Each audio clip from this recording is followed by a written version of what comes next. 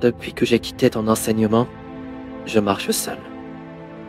Je poursuis cette quête que tu m'as confiée, celle pour laquelle tu m'as fait grandir.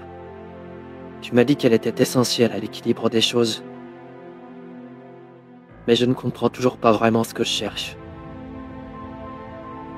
Parfois, ce chemin me semble sans fin, comme une course derrière une ombre qui s'éloigne à chaque pas. Dans mon voyage, j'ai croisé bien des visages, appris des leçons de nombreux maîtres. Mais aujourd'hui, c'est le vide en moi qui me parle le plus.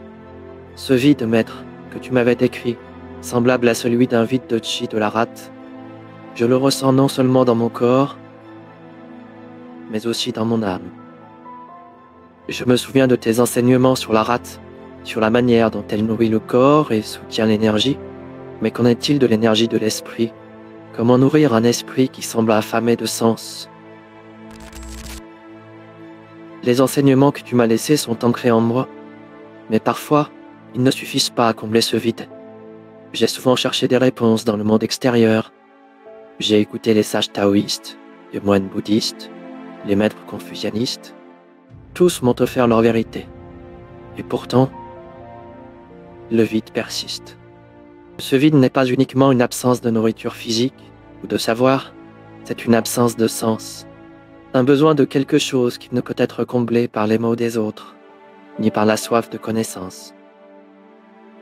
Ce vide m'apprend quelque chose. Il m'apprend que ce n'est peut-être pas en dehors de moi que je dois chercher. Il m'apprend que ce vide n'est pas moins une absence à combler qu'une ouverture à écouter. Je commence à comprendre que ce que tu m'as enseigné n'était pas seulement une quête de réponse, mais également une quête de sens. Et si je ne la trouve pas dans les enseignements des autres, ni dans les traditions, serait-ce à travers mes propres expériences, mes propres émotions? Et si la quête que tu m'avais confiée n'était pas un trésor à atteindre, mais un chemin à parcourir? Ce vide qui autrefois m'effrayait est aujourd'hui devenu mon compagnon. Il n'est plus une absence, mais une possibilité. Un espace où le sens peut être. Mais ce que tu m'as demandé de chercher, est-ce que je m'en approche vraiment ou suis-je en train de m'en éloigner?